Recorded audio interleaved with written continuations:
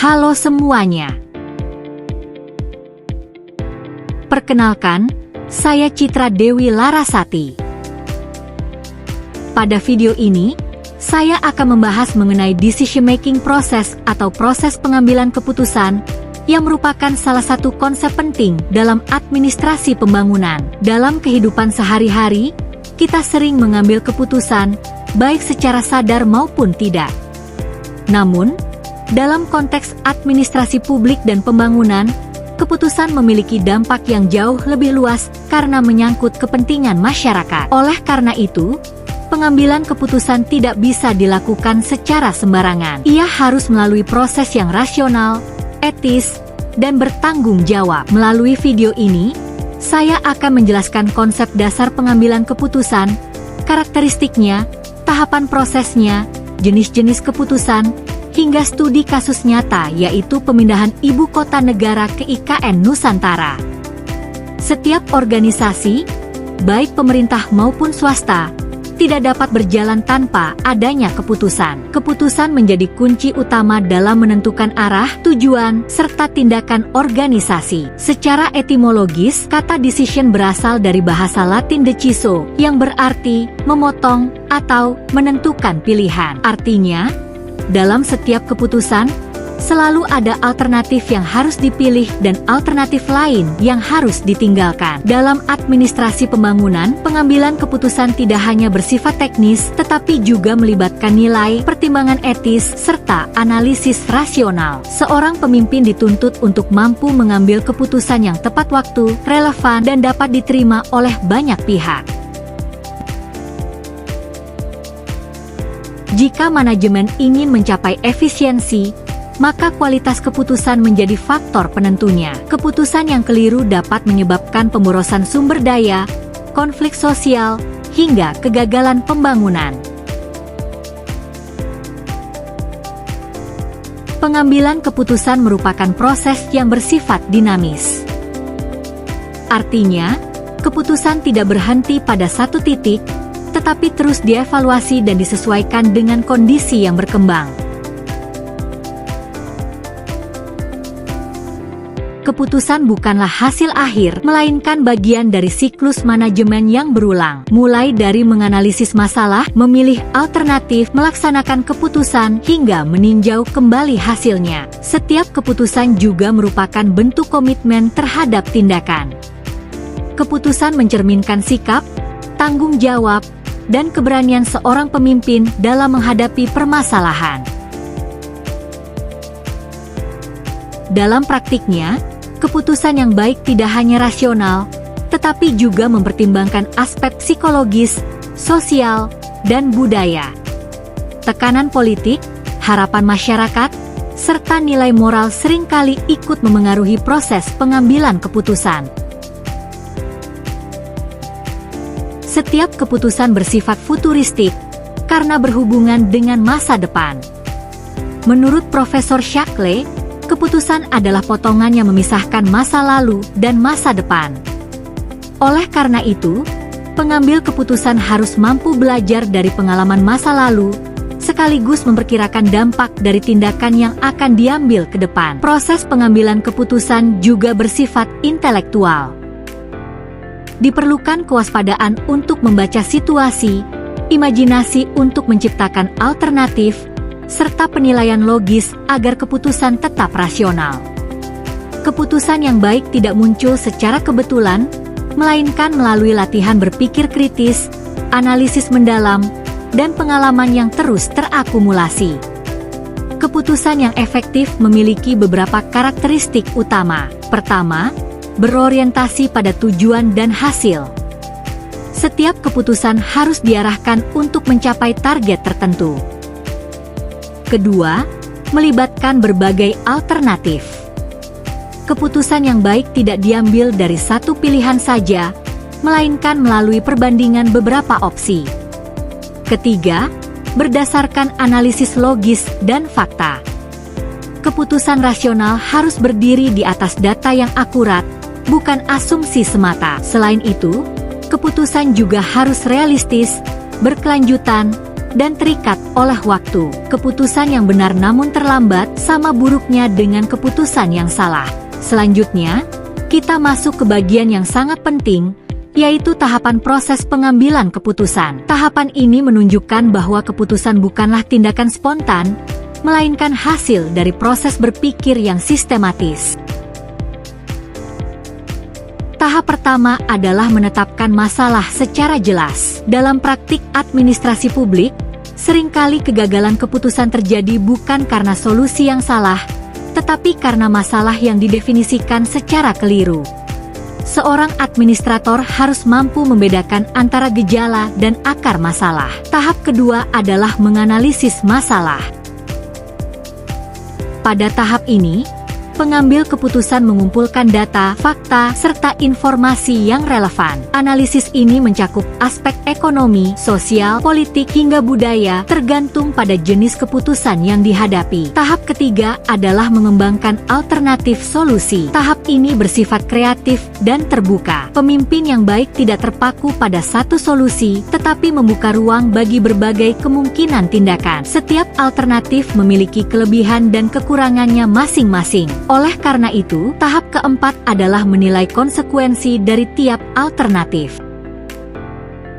Dalam menilai konsekuensi, pengambil keputusan harus memperhitungkan dampak jangka pendek dan jangka panjang, termasuk risiko yang mungkin muncul.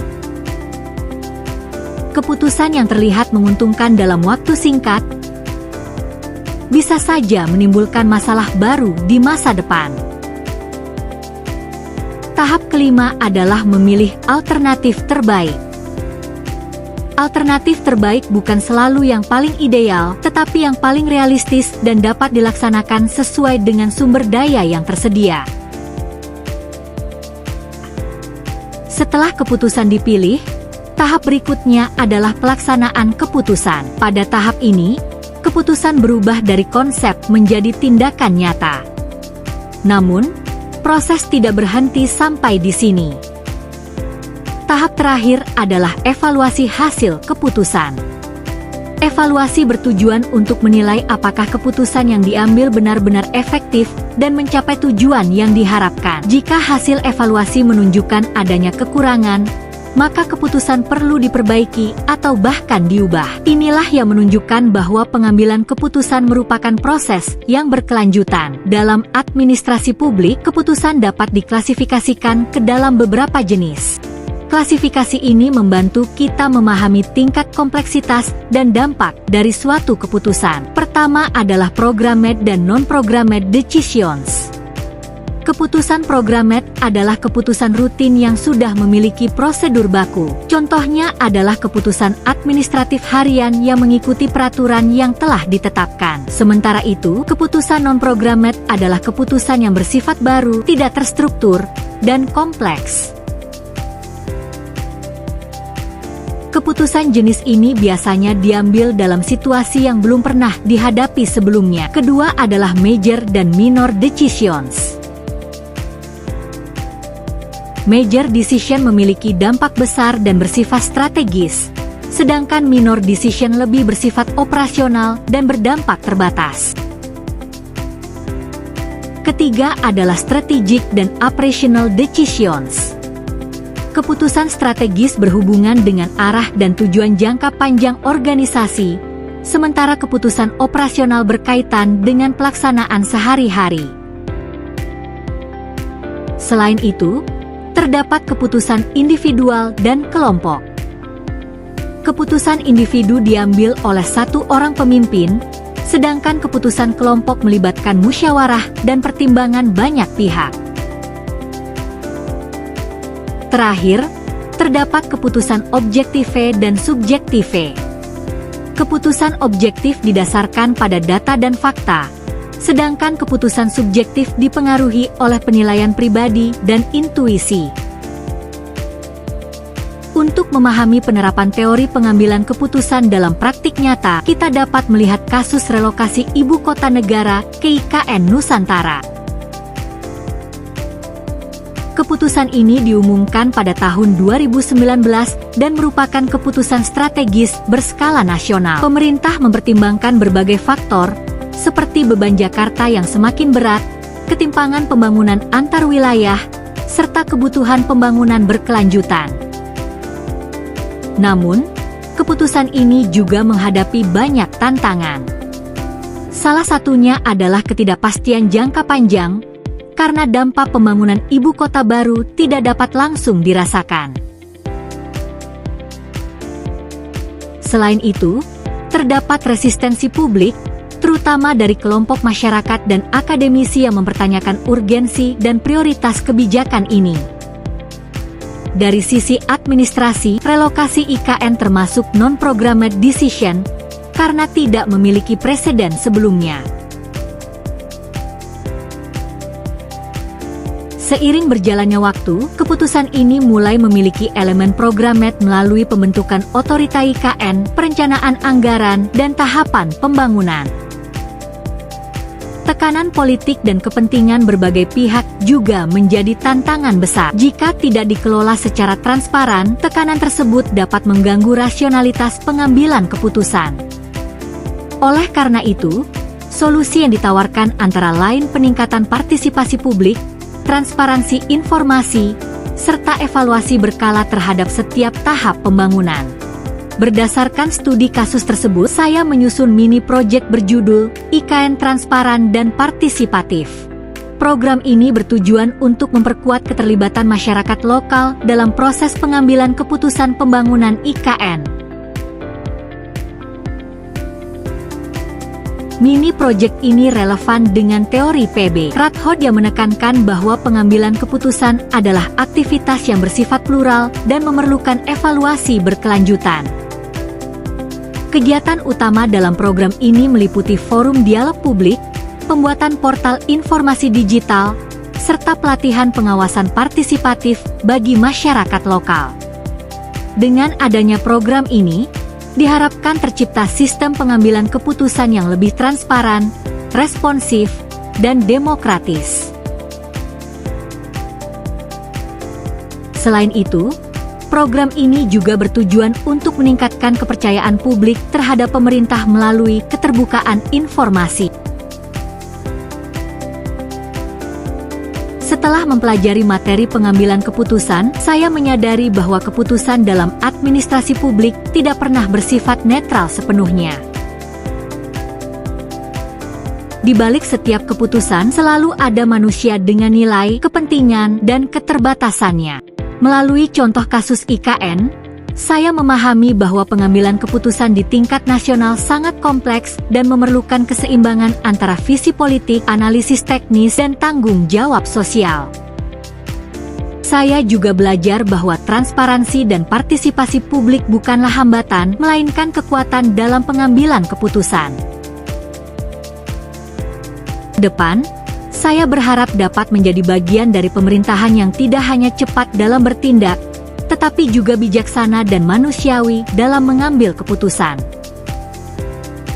Sebagai penutup, dapat disimpulkan bahwa pengambilan keputusan merupakan inti dari administrasi pembangunan. Keputusan yang baik lahir dari proses yang rasional, etis, dan partisipatif. Melalui pemahaman yang baik tentang decision-making proses, administrator publik diharapkan mampu menghasilkan kebijakan yang efektif, adil, dan berkelanjutan. Terima kasih atas perhatian teman-teman semua. Semoga video ini dapat memberikan pemahaman yang lebih mendalam mengenai pentingnya pengambilan keputusan dalam administrasi pembangunan.